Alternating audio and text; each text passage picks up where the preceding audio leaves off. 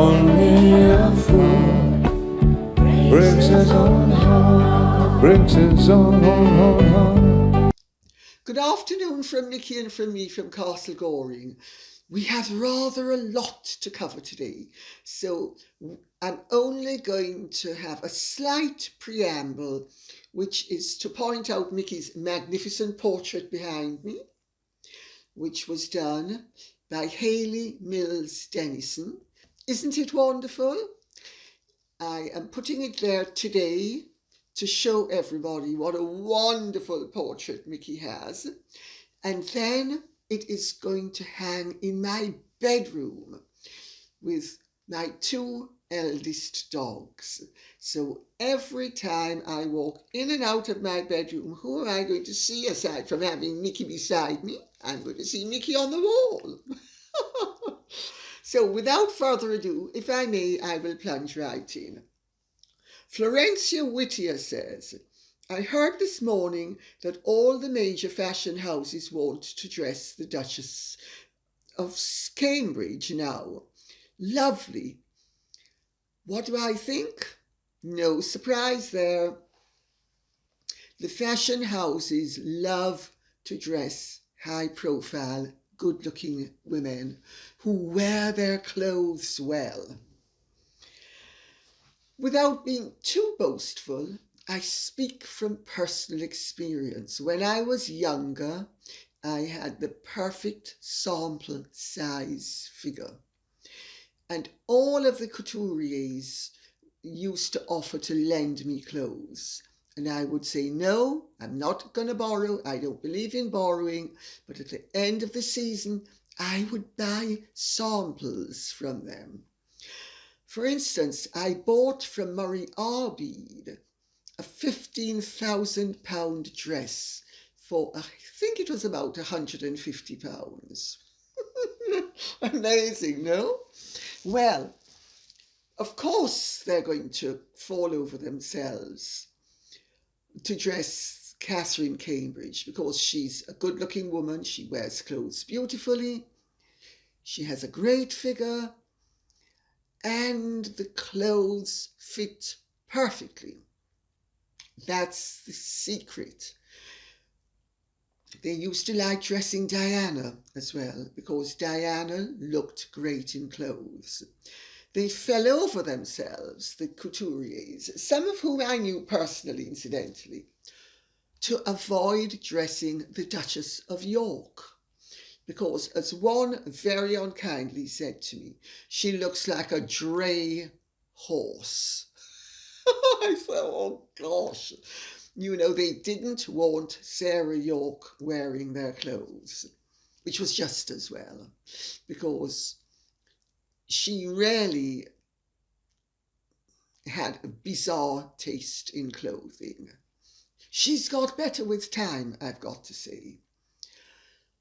Meghan would have been somebody that the designers wanted to work with because she is a good-looking woman and she is high profile and she is slim. She doesn't have a very good figure for clothes because she has no waistline whatsoever. Nevertheless, she actually is an attractive woman. So, of course, when she was Flavour of the Month, they would have wanted to dress her and did want to dress her. Not so much anymore, at least not the top of the line couturiers. Margaret Lee says, Lady C, do you think the hypocritical prince will leave Netflix after their atrocious portrayal of his mother in the new musical? Oh dear, oh dear, oh dear. Well, as of the time of making this video, he has not announced his departure. You know, greed and need make strange bedfellows. Let us see if he bows out I don't think we should hold our breaths for too long unless we are suicidal, because I have a feeling money might triumph over, shall we say, good taste.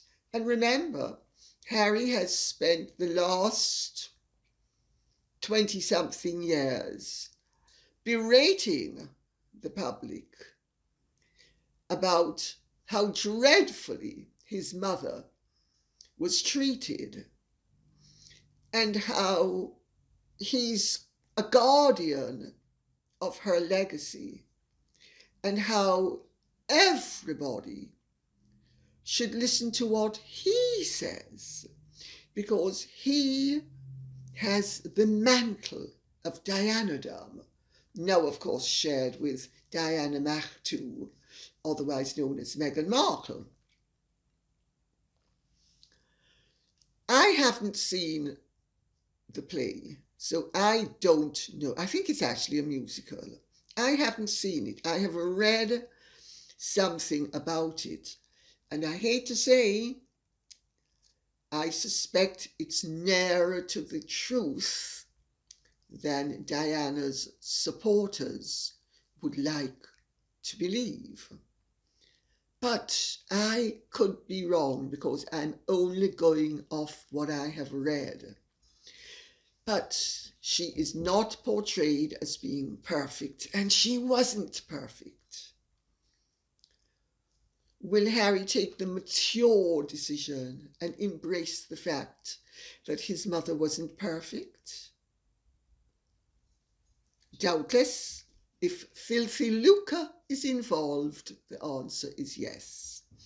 And when filthy lucre isn't involved, sanctimony reigns supreme, as does hypocrisy and pseudo-protectiveness. But let's wait and see. Jen Leather says, "Hello, Lady C. Thank you for the information on the Tsar and the Russian royal family. Do you believe Anastasia Romanoff survived and Anna Anderson was really the princess?" My dear, do I believe Meghan Markle is the Virgin Mary? No. Anna Anderson was as much the Grand Duchess Anastasia as Meghan Markle is the Virgin Mary. The woman was a Polish peasant, disturbed, who assumed the identity of the Grand Duchess Anastasia. They have done the DNA. She was not Anastasia. If you want to investigate further, I would suggest you Google Anna Anderson and see what comes up. Wikipedia is notoriously inaccurate, as indeed one of its founders have stated.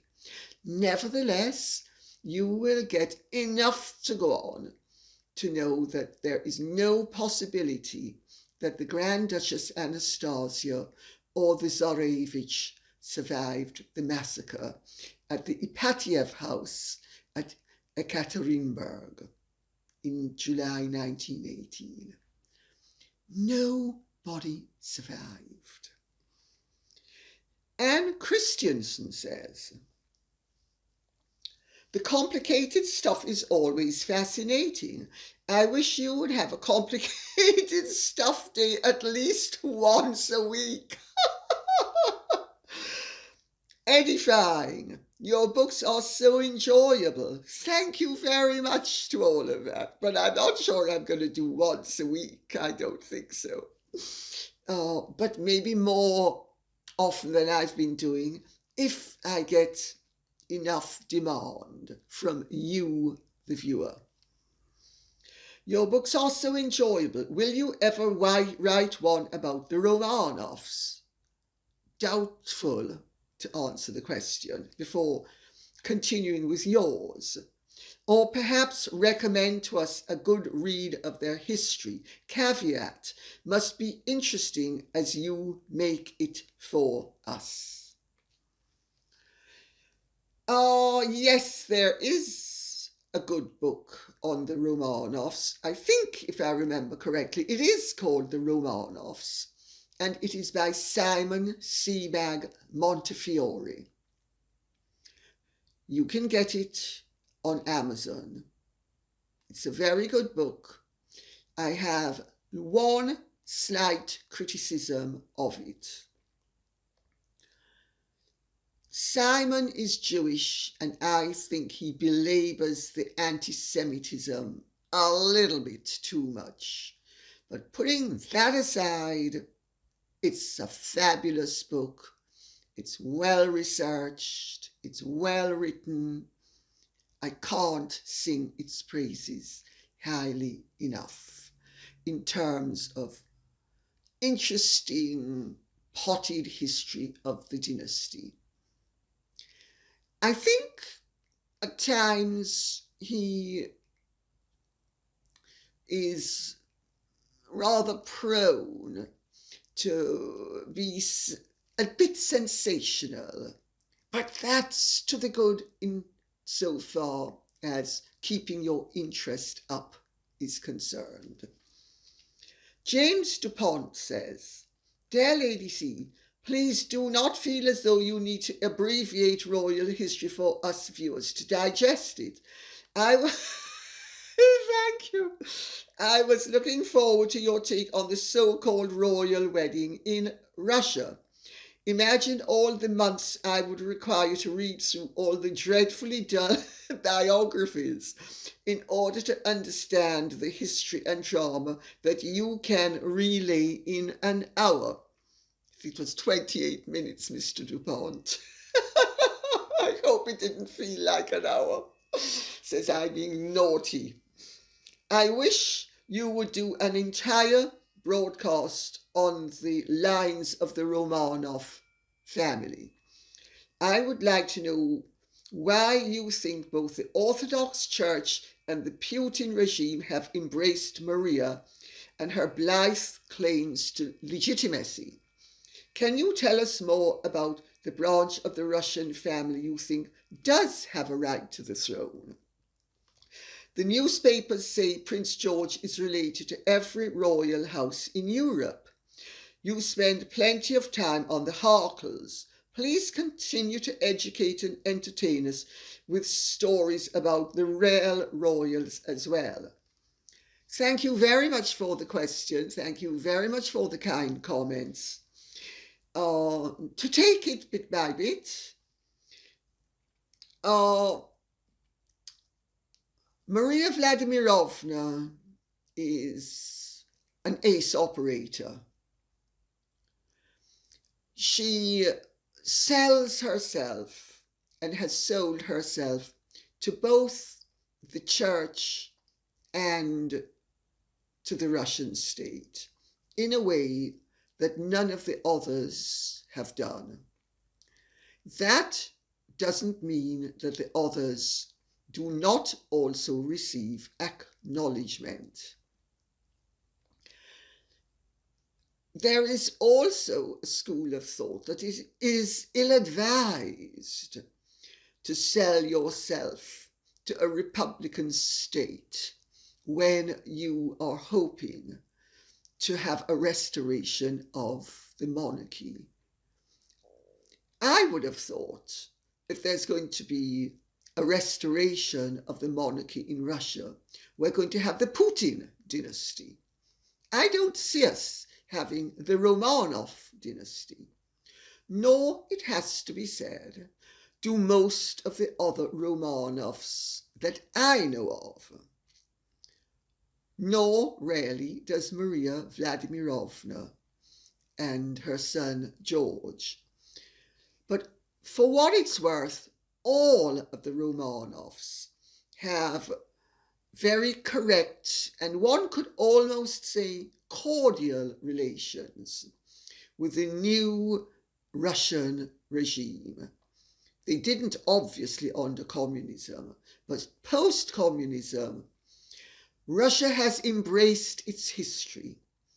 The Russian people, the Russian state, they are an integral part of Russia's history, and it is a to and fro arrangement.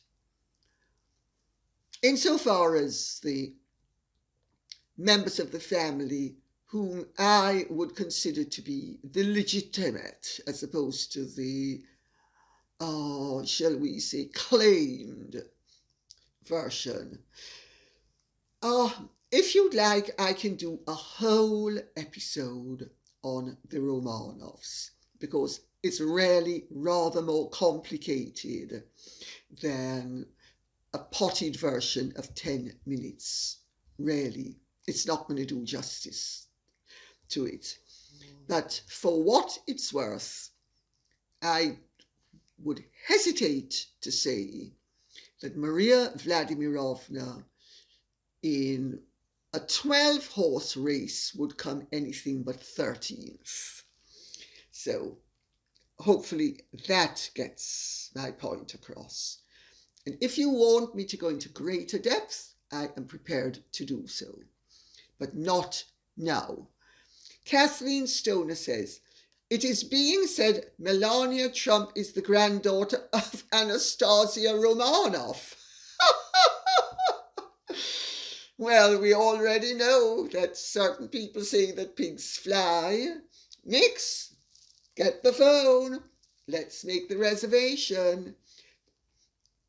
On the Pig Airline, well, it's ludicrous. I mean, Anastasia Romanova was killed with her sisters, her brother, and her parents. She did not survive. She did not have any children. She was never married. It is guff. It is yet more guff. What can I say? It's ludicrous. But we live in a world where people feel entitled to say anything, whether it's the truth or not, because we don't live in a world that seems to have that much respect for the truth. It seems to have a great deal of flexibility, and it's all about your truth or my truth as opposed to other truth. So, Nina Orchid says, Lady C, thank you for sitting down and still doing a video on the day of a funeral, despite being exhausted. Thank you for the Romanoff section. I have always been so interested in their history. I have a question. Is it true that Princess Olga was considered to marry Prince Charles? As I tapped this, you just mentioned Prince Olga, the same one? Thank you for your time. In the previous video, I think I was speaking about Grand Duchess Olga, who was Princess Olga's grandmother's younger sister. I do not recall speaking about Princess Olga, particularly in the previous video. So it's a different Olga. Grand Duchess Olga was the younger sister of Nicholas II. Her elder sister, Grand Duchess Ksenia, was Princess Olga's grandmother. Yes, it's true. Princess Olga was mooted as a possible bride for Prince Charles. And she did the thing that all naughty girls do. And I speak as one. She made sure it didn't happen. Would she have made a good Princess of Wales? She would have made a wonderful Princess of Wales. She's kind, decent, unpretentious, down to earth, great fun. She is warm-hearted. She is so natural, I can't tell you. Nice looking woman. She was beautiful when she was younger. She's what they now call handsome. She doesn't like being called a handsome woman, but she is a handsome woman. She is stately. She has a great figure still. She had a spectacular figure 50 years ago, even 12 years ago. She still has a good figure. But, you know, as we get older, the body changes slightly. She would have made a great Princess of Wales. She would have known what to do, and she'd have done it impeccably. She is ultimately an impeccable product of an imperial background. Olivia Chen 77 says, thank you so very much for making the Romanov point clear. I believe the two most high-ranking members after the revolution were the Nikolaevich branch, the two grandsons of Nikolai I, Peter and Nikolai the Older. Both were married to the Black Pearls, the Montenegrin sisters. The grandsons were Dmitri and Nikolai. Both were presidents of the Romanov Family Association, and of course, Olga Romanov is now the rightful heiress and president of the throne. Is this correct? By and large, yes. I actually knew Dmitri rather better than I knew Nicholas, who were the grandsons of Grand Duke Peter. They lived primarily after the revolution in Italy because their grandmother was one of the two Montenegrin princesses who married the two Grand Dukes, Nicholas and Peter. And another sister was the Queen of Italy. So they ended up growing up in Italy. And Dmitri was the most wonderful man. He really was absolutely wonderful. His widow Dorrit is so divine, I can't tell you. Nicholas, I didn't know so well. I'd only met Nicholas glancingly, but Dmitri and Dorrit I knew rather better. And Dmitri actually, I'm going to blow my own trumpet, said to a friend of mine, if I had not met Dorrit before I met Georgie, Georgie is the woman I would have married. Wasn't that sweet? I can tell you something. I'd have said yes, he was divine. Even though he was 22 years older than I was, he was just wonderful. The most lovely man. They were the presidents of the Romanov Family Association, and Nicholas was regarded by the whole of the imperial family, save for Maria Vladimirovna, as the head of the family. The present head of the family, I'm not going to go into all of that. If you want, as I said earlier, I will do this greater in depth. But Princess Olga, who is a cousin of theirs, and the granddaughter of Grand Duchess Xenia, she is the present head of the Romanov Family Association. It's not actually totally 100% accurate to say that the Nikolaevich branch were the most senior branch. They were the oldest branch of the family in terms of age, but in terms of succession, they were not initially the most senior branch of the family, because they were a generation older than, say, Nicholas and Alexandra. They were treated with great deference. Nikolasha was what Grand Duke Nikolai Nikolaevich was known as within the family. But they ultimately, because of the Pauline succession laws, ended up with the progeny being the heads of the family. So now we will come off the Romanovs onto something else, and then we will get into those of you who want to speak about the British royals. We'll be there.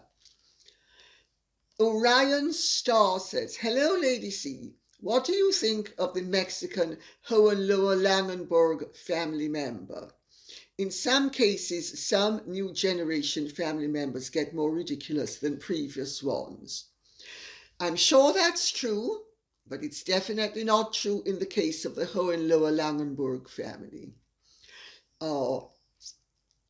I'm not quite sure which member of the family, the Mexican member of the family you're speaking about, because a branch of the Hohenlohe-Langenburg family has Mexican connections and Mexican blood. The late Prince Alfonso and his family, they are part Mexican. The present Marquesa de Mancera, she lives in Mexico. She has the most wonderful shop she has the most exquisite taste. She is a great, great friend of my children's godfather, who is a Spanish count. And I can tell you, not only is she gorgeous looking, very stylish, very simple, very down to earth, but she's the one who turned me on to how wonderful the artisans are in Mexico. You know, a lot of the aristocracy, wherever you go, is so invested in the success of their country and nurturing the heritage of their country. Only ridiculous people are pretentious and snobbish, and she certainly is neither pretentious nor snobbish. She has a shop in San Miguel de Allende with the most wonderful produce. You can get it on the internet. If you Google Marquesa de Mancera, Mancera, you will see what I mean. Exquisite stuff, exquisite taste. She sources it from everywhere, and she loves the artisans' work in Mexico. As I say, she's the one who turned me on to how good they really are. Her branch of the family, it's ironic that Orion Star should ask the question, because her father was the Duke of Arion, Spanish. Her mother is the one who was the Hohenlohe princess. The Hohenlohe-Langenburgs are very connected to all the royal families, including the British royal family. Queen Victoria's elder half-sister, Princess Feodora, married Prince Ernst of Hohenlohe-Langenburg.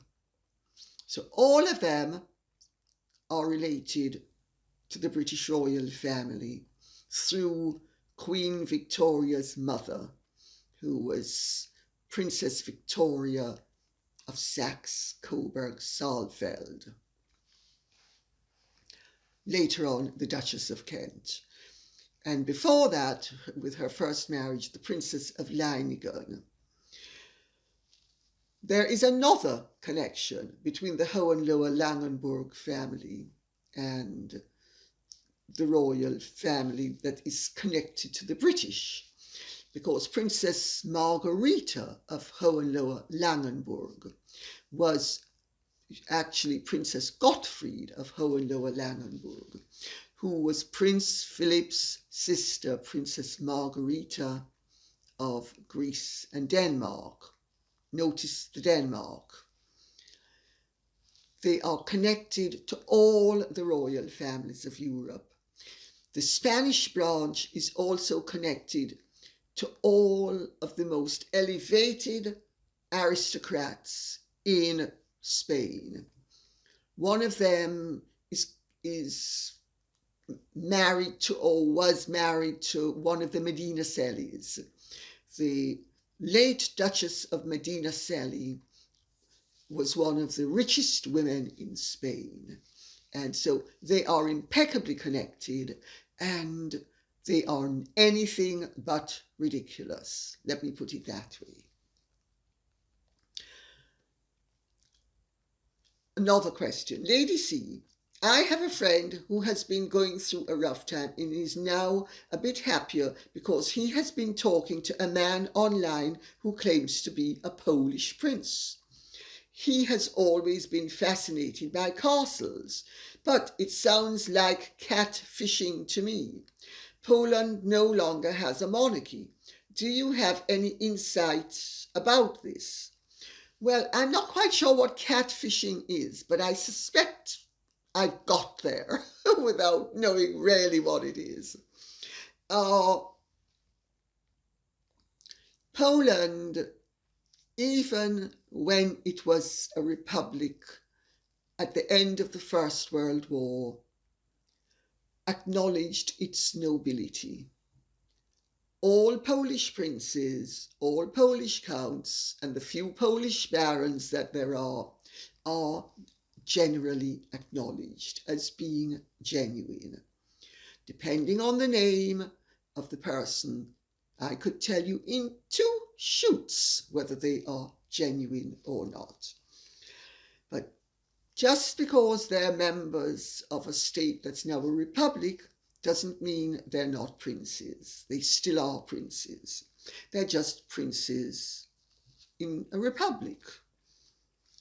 Linda Hansen says, Dear Lady C, thank you for staying the course. I look forward to seeing you and Mickey in your wonderful podcasts. Better than any soap opera. Thank you very much. 2 questions. Do you think that H's wife realizes that she made herself look inappropriate, clumsy, awkward, and atrocious at that school by dressing in expensive designer clothes and strutting around like an animatronic sofa? I tell you, some of you are so funny. I thought it was genius of Kate to show up to a school wearing an £18 Zara dress and looking professional, fabulous, classy, and above all royal. Second question. Why have H and his wife not released a single photo of Lilibet? If she is 8th in line to the throne, shouldn't there be some sort of public documentation of her existence? Thank you. If I may, I will take the second part of that question first. Yes, there should be. The child should have been seen. They are laying down new rules. Meghan is extremely dominating, and Meghan calls the shots at all times. All her friends have always said it. Her father has always said it. Even Harry has always said it. She has created a new form of royal behavior. And it looks as if the York girls might be falling in line, which I think is a grave mistake. However, it's up to them to make any error they choose. Without a doubt, the child should have been shown to the public by now. There are all sorts of unkind stories going around about the child and what the child looks like and why Meghan and Harry don't want the child to be seen,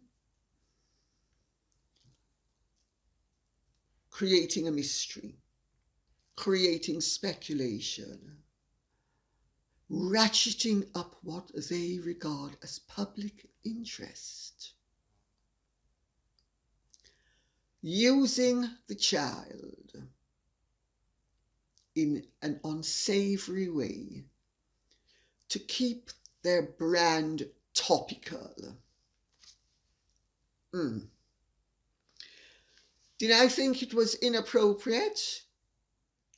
Well, Meghan seems to be going down the Evita route. Ah, you wonderful descamisados, I have left you behind. You can survive on $2 dresses while I wear £2 million dresses. And you have fake jewellery that cost 10 pesetas, and I have real jewellery that cost 10 billion pesetas. You need to celebrate my success with me, because I came from the same roots as you, and my success is your success. Well, it might have played well with Evita in Argentina in the early 1950s and the late 1940s. It didn't play so well when Michel Duvalier tried that nonsense with the Haitian people. They booted her and Baby Doc out of the country quicker than you could say boo. I don't think it's very admirable of Meghan, and also I think she looked like the back of the bus. I thought she looked ridiculous. However, doubtless there are marching considerations to the whole thing. You can depend on it. There's nothing that woman does that doesn't have this stench of filthy lucre following in its wake. Gina Bataille says, how come that H and his wife can spread hate and lies about the royal family and get paid for it, while commonsensical people are barred from telling the ugly truths about them? Very good question. Don't ask me. Ask Twitter. Ask any of the forums, or as the old-fashioned plural of forum in Latin was fora, so whichever one you prefer. Ask any of them. All of you should use your voice. Ask at the source, why are they banning people for giving an opinion about hate mongers? Ask them. Go to the sites. Find out what they have to say.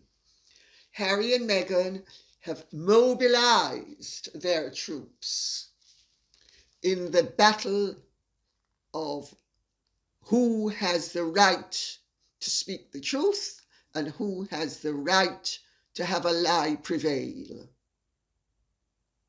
You too have a voice. Take a leaf out of their book. Take the argument absolutely to the source and encourage everybody else to do it. That's how things get done. That's how you get listened to. That's how she got listened to.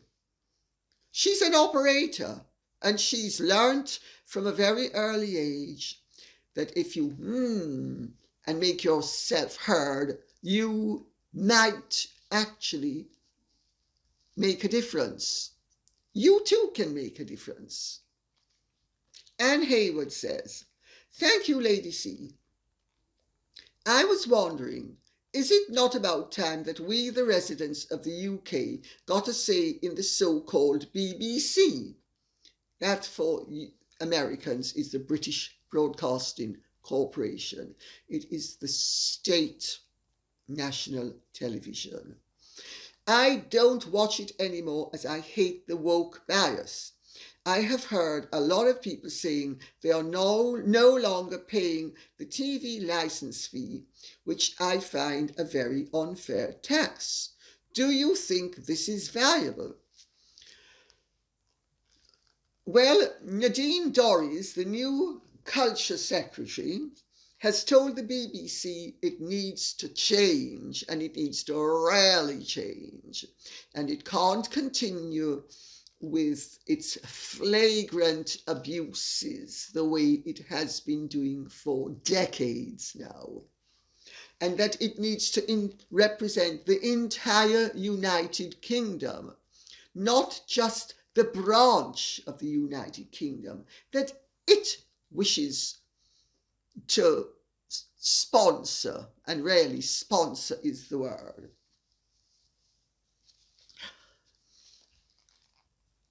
More of the same we need.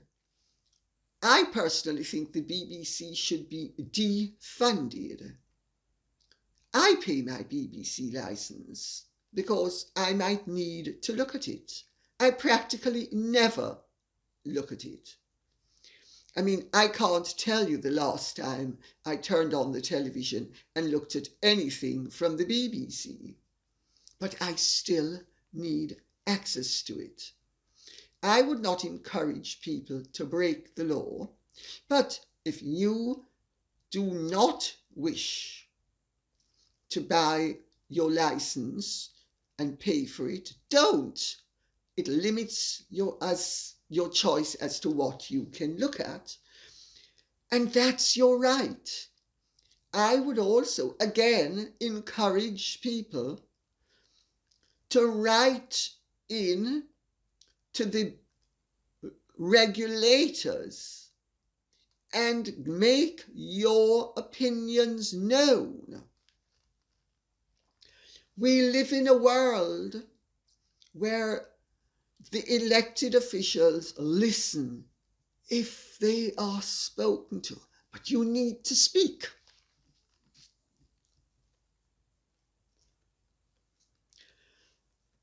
Saved by Grace says, Lady C, Harry's wife recently claimed that she cried over Harry's flowers on Diana's coffin, but she previously claimed to have never heard of him before their blind date. And Harry previously said that people were weird for crying over this that didn't know the family. What do you make of it? Well, what do I make of it?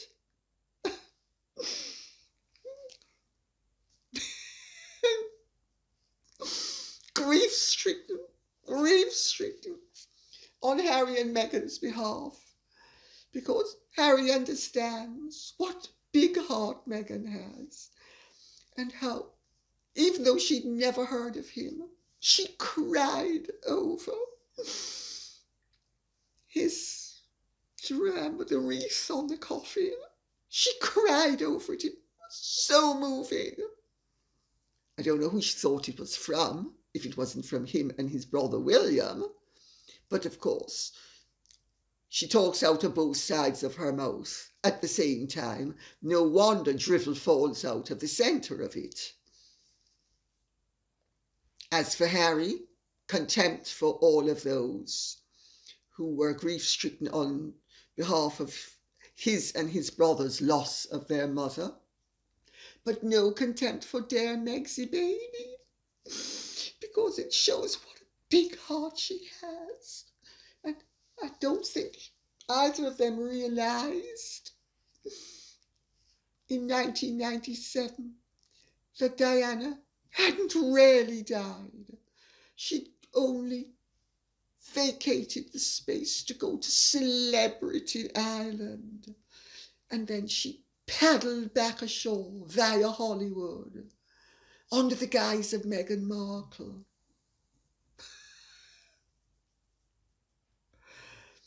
The inconsistency the ridiculousness, the farcicality, the nonsensicality that comes out of both their mouths.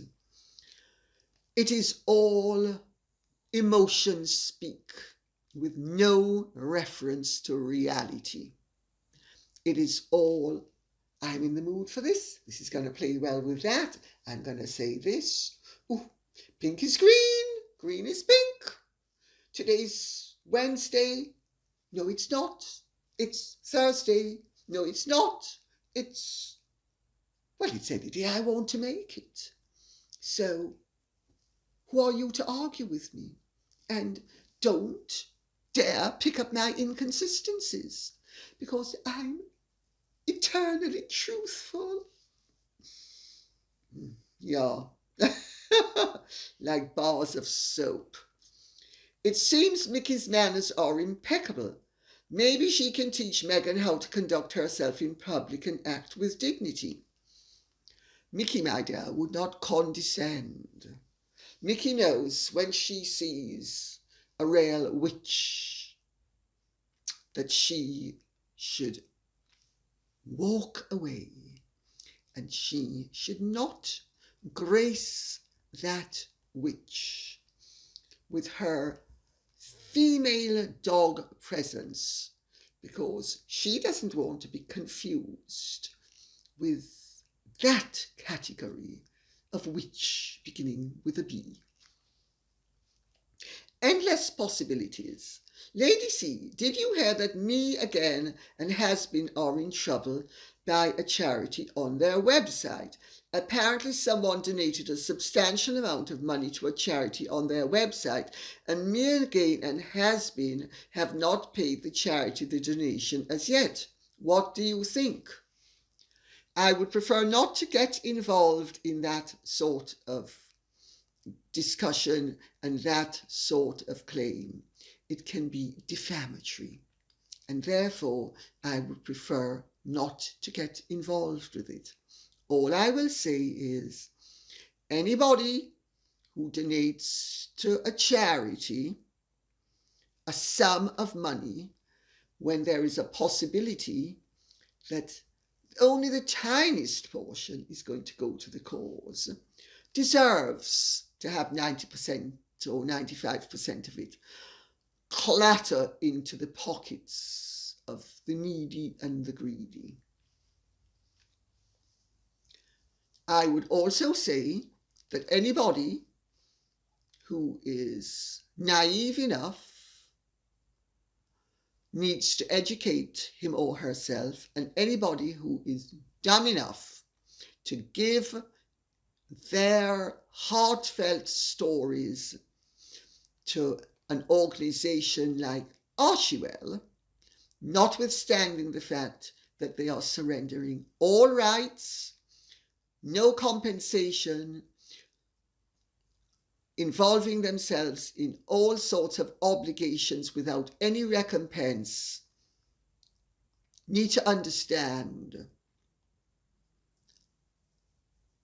charity starts at home. Charity with Meghan and Harry, it starts at their home for themselves. With you, it should start at your home with you and yourself. I wouldn't donate them the breath that I exhale. Miss Anne 90 says, have you watched Has-Been and Meghan's engagement interview? You can hear her talking about she knew nothing about royalty. It's actually revolting how she simpers when she says that. Yes, she was very much like, I'm a sweet 16-year-old, completely innocent, and I've never ever met him, and I know nothing about royalty, and I'm just pure-hearted and just so wonderful, and grabbing his hand at the same time. To continue. So how does somebody who is completely ignorant about the royal family shake it up? Your plan is to modernize the royal family implies that you at least believe you know something about it. Yes, it does, doesn't it? But this, again, is Meghan's inconsistency. Sun rises in the east, sun rises in the west. I'm white, I'm black, I'm brown. I love H. I just love H. I love him for himself. I had no idea he was a prince, even though Gina Nelthorpe Cowan confirmed to me that he was, and I told her before I met him that I knew I was going to meet him, but never, no. Gina Nelthorpe Cowan must be making it up, because I'd never heard of him, even though I cried over that wonderful wreath that he had on his mother's coffin. So moving, so moving. But I'd never heard of him, still haven't. I don't even know that I'm a duchess. No. I keep on wondering, who's this fabulous Meghan, Duchess of Sussex? I'd love to meet her. Except, of course, then I look in the mirror and I see, mirror, mirror on the wall, who's the fairest of us all? And Meghan says back to me, you are baby pie, you're the Duchess of Sussex. And you know how to slap him once, slap him again, and say anything that pops into your head and let it pop out of your mouth, because all those schlubs who follow her and think she's so wonderful and marvellous, well, they haven't yet figured out that no 3 words out of her mouth add up. I know that you often reflect on Meghan Markle.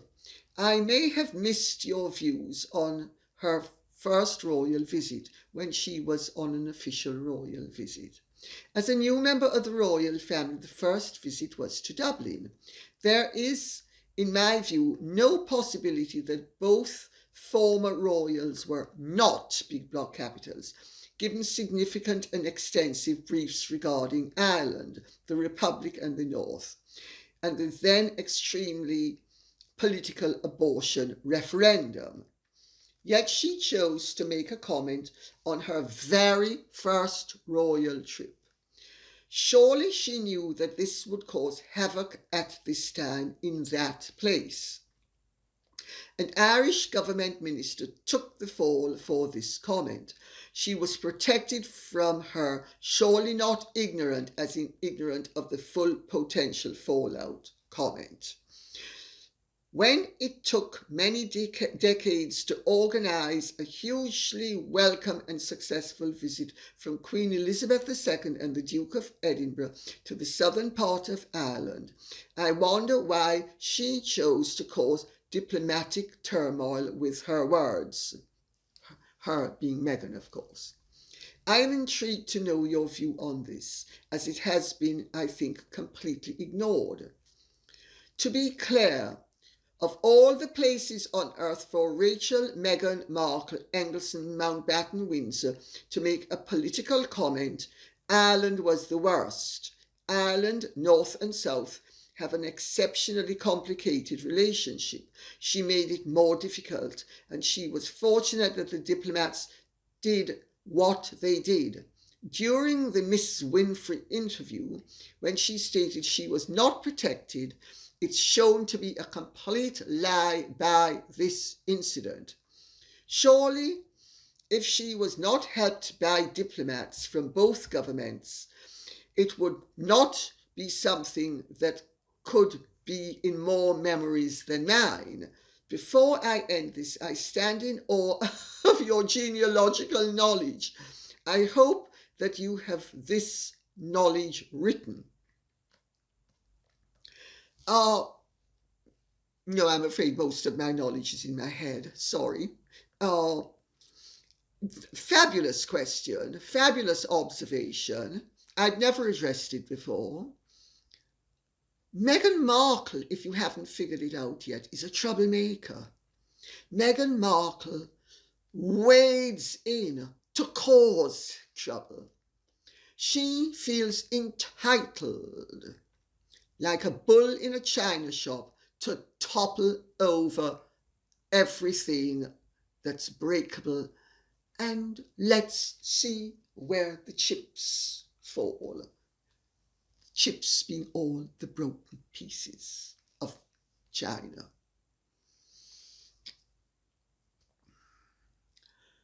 Of course she was protected. She was protected from the word go. She was also educated. She was educated by Samantha Cohen and Lady Susan Hussey and Angela Kelly.